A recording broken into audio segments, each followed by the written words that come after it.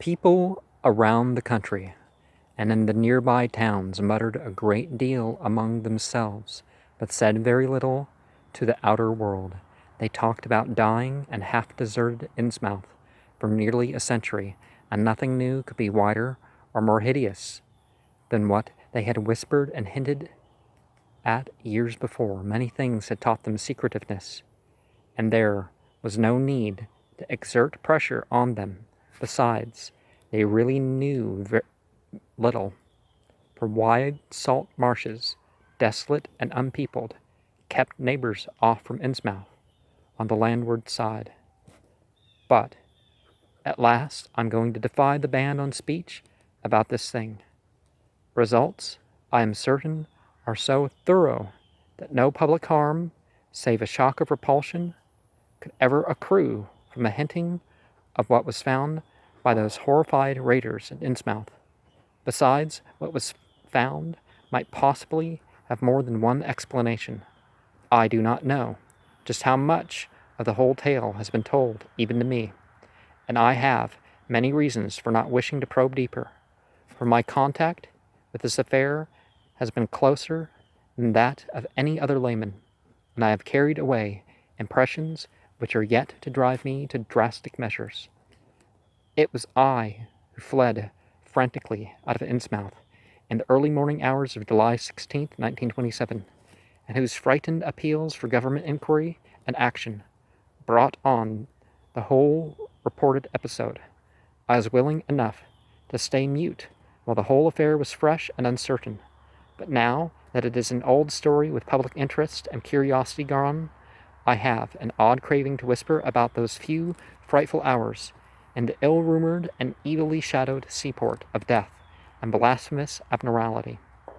The mere telling helps me to restore confidence in my own faculties, to reassure myself that I was not simply the first to succumb to a contagious nightmare hallucination.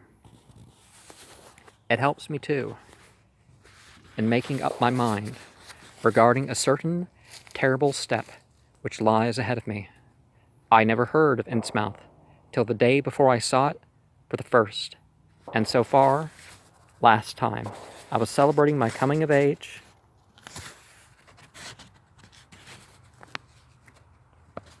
by a tour of New England, sightseeing, antiquarian, and genealogical, and had planned to go directly from ancient Newburyport to Arkham, whence my mother's family was derived. I had no car, but was traveling by train, trolley, and motor coach, always seeking the cheapest possible route. In Newburyport, they told me that the steam train was the thing to take to Arkham, and it was only at the station ticket office, when I demurred at the high fare, that I learned about Innsmouth. The stout, shrewd-faced agent whose speech shewed him to be no local man seemed sympathetic toward my efforts at the economy, and made a suggestion that none of my other informants had offered.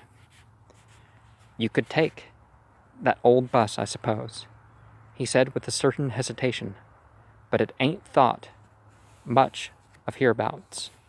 It goes through Innsmouth. You may have heard about that, and so the people don't like it.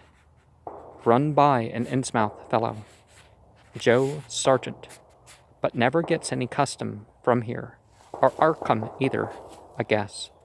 Wonder it keeps running at all. I suppose it's cheap enough, but I never see more'n 2 or 3 people in it. Nobody but those Innsmouth folks leaves the square front of Hammond's drugstore at 10 a.m. and 7 p.m., unless they've changed lately. Looks like a terrible rattletrap. I've never been on it." It was that first I ever heard of shadowed Innsmouth. Any reference to a town not shown on the common maps or listed in recent guidebooks would have interested me, and the agent's odd manner of allusion roused something like real curiosity. A town able to inspire such dislike in its neighbors, I thought, must be at least rather unusual and worthy of a tourist's attention. If it came before Arkham, I would stop off there, and so asked.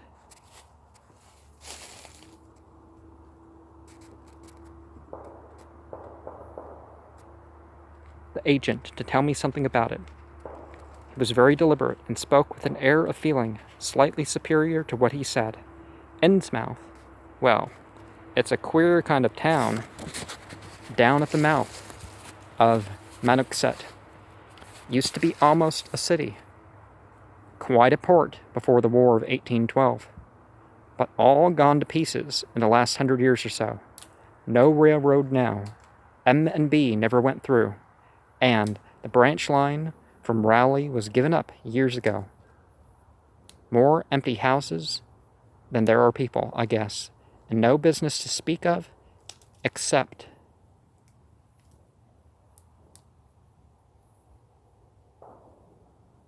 of fishing and lobstering. Everybody trades, mostly either here or in Arkham or Ipswich. Once they had quite a few mills, but nothing's left now except one gold refinery running on the leanest kind of part-time. That refinery, though, used to be a big thing, and Old Man Marsh, who owns it, must be richer in Croesus. Queer old duck, though, and sticks mighty close in his home. He's supposed to have developed some skin disease or deformity late in life that makes him keep out of sight. Grandson of Captain Obed Marsh, who founded the business, his mother seems to have been some kind of foreigner. They say a South Sea Islander. So everybody raised Cain when he married an Ipswich girl 50 years ago. They always do that about Innsmouth people, and folks here and hereabouts always try to cover up any Innsmouth blood they have in them. But Marsh's children and grandchildren look just like anyone else, so far as I can see. I've had them pointed out to me here, though. Come to think of it, the elder children don't seem to be around lately. Never saw the old man. And why is everybody so down on Innsmouth? Well, young fellow, you mustn't take too much stock in what people here say. They're hard to get started, but once they do get started, they never let up. They've been telling things about Innsmouth, whispering them mostly for the last 100 years, I guess, and I gather they're more scared than anything else. Some of the stories would make you laugh about old Captain Marsh driving bargains with the devil and bringing imps out of hell to live in Innsmouth, or about some kind of devil worship and awful sacrifices in some place near the wharfs that people stumbled on around 1845 or thereabouts. But I come from Panton, Vermont, and that kind of story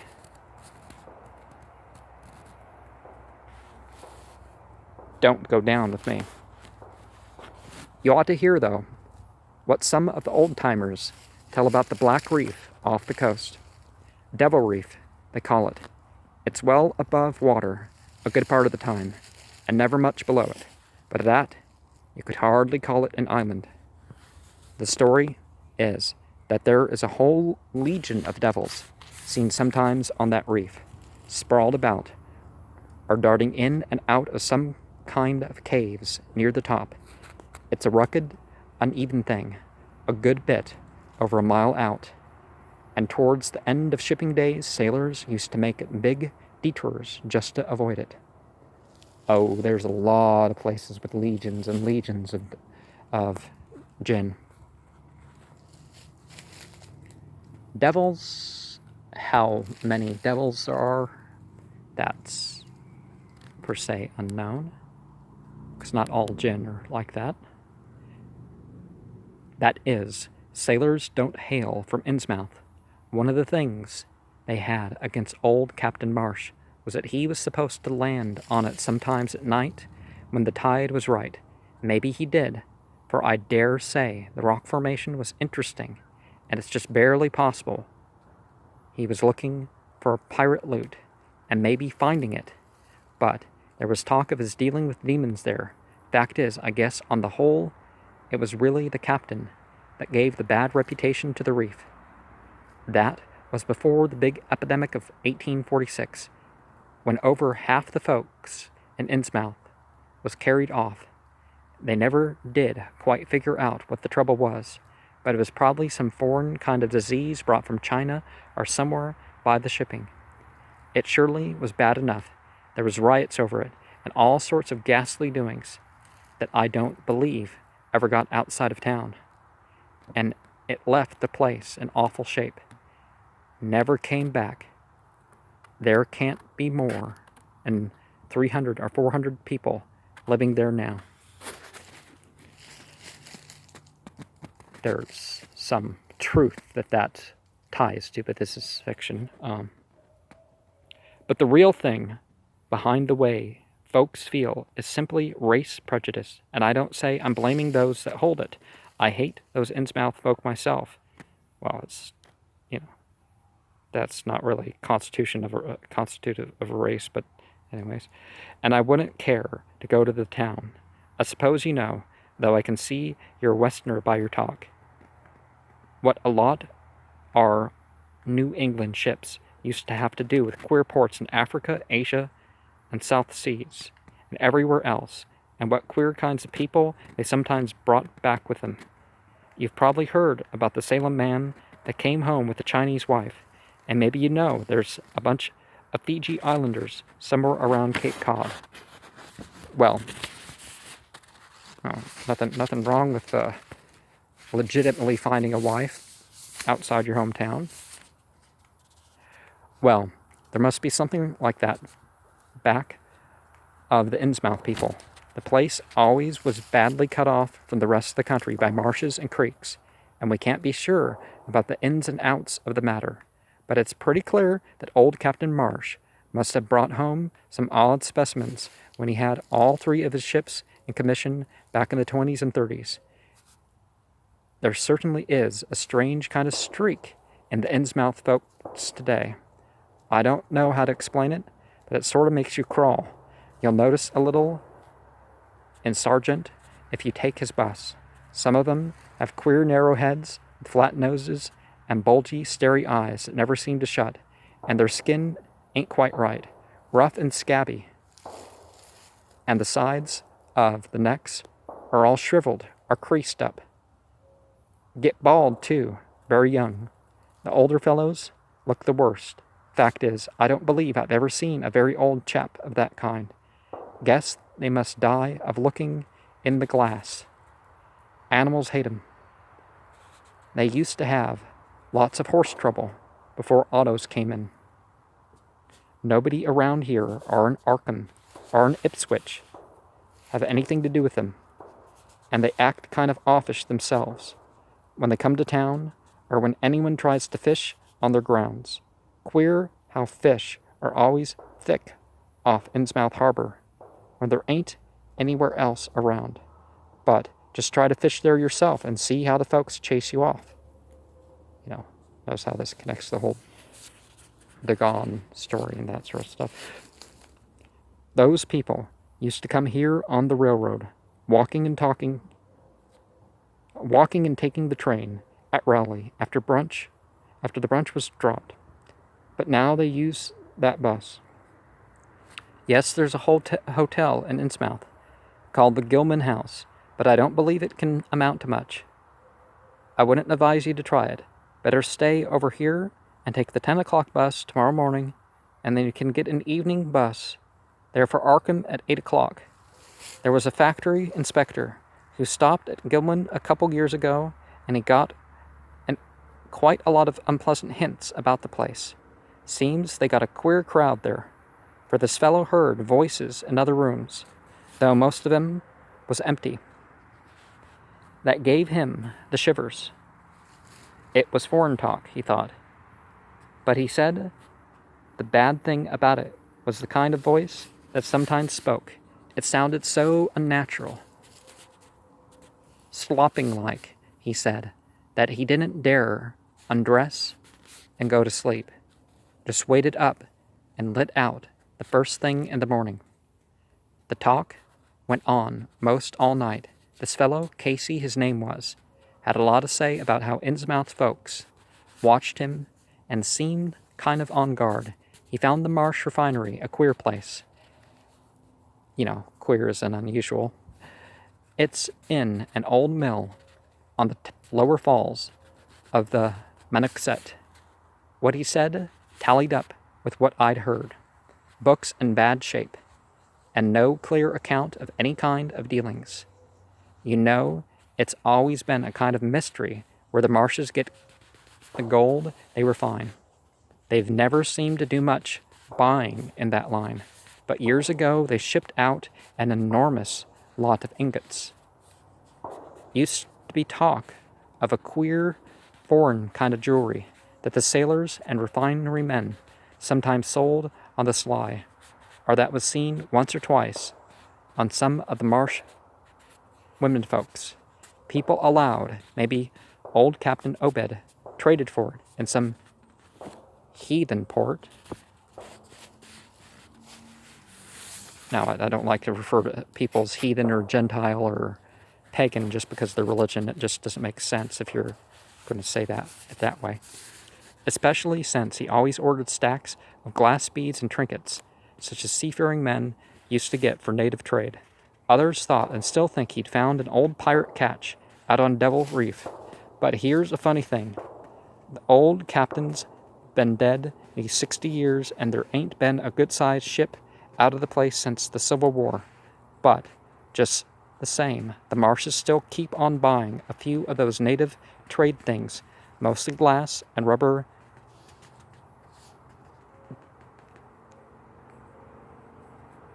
gewgaws, they tell me.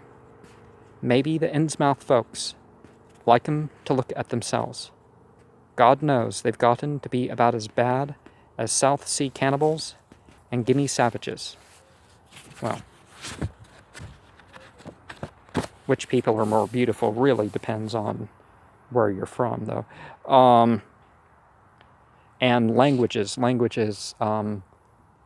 have different purposes. In the woods, the plains, the mountains, hot weather, cold weather, you may want to, there's languages that work better. If you're hunting,